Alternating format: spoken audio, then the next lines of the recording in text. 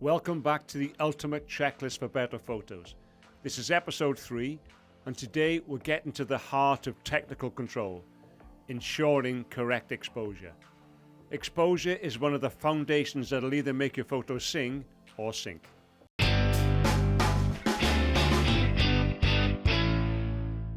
Okay, let's get into it. Exposure is all about balance. Too bright and you lose detail in the highlights. Too dark and you lose detail in the shadows. What we're after here is that just right sweet spot where tone, light and detail are all working together. And here's the best bit. You don't necessarily need expensive gear to get it right. You only need a basic understanding of 3 settings: aperture, shutter speed and ISO. Together these form what's known as the exposure triangle. So let's take a quick look at each one. The exposure triangle is basically a balancing act between 3 settings that control how bright or dark your image is, and just as importantly, how it feels. Aperture is the size of the opening in your lens. A wide aperture, low f number like f1.8, lets in more light and creates a shallow depth of field. That's why portraits can have that beautiful blurry background.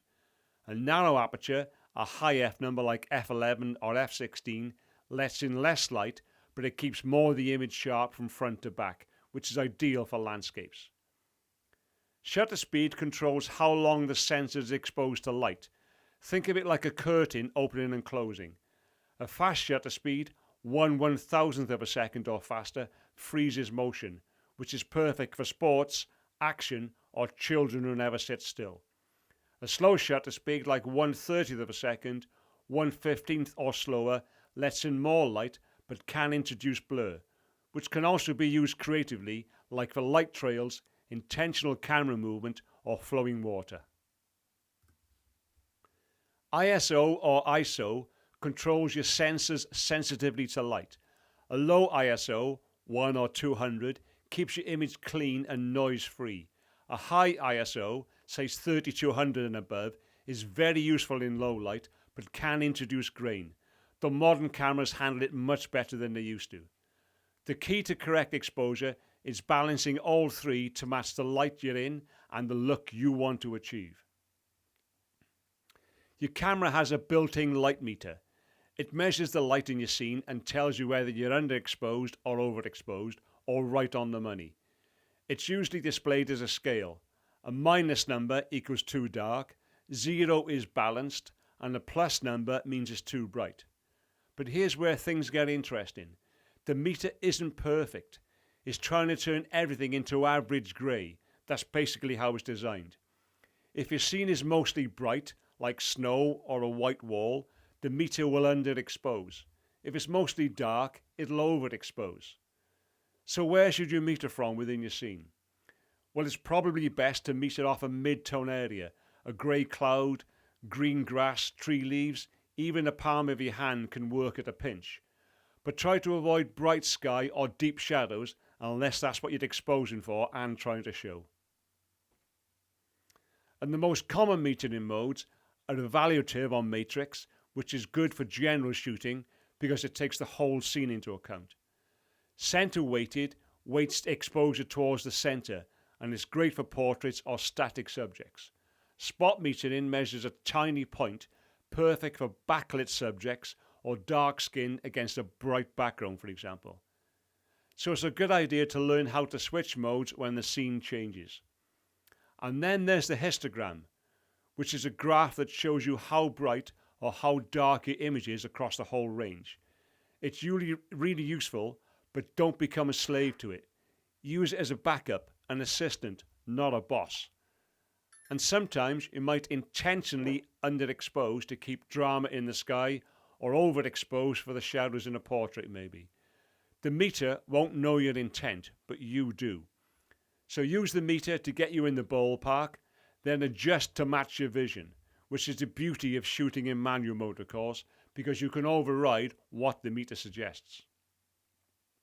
So what else can affect exposure? Well, light direction, as in is it front, side or backlit. Light quality, Is it soft like on a cloudy day or hard as on a sunny day? And the subject. For example, a dark subject on a bright background tricks most meters. It's also worth remembering that exposure isn't just technical, it's also creative.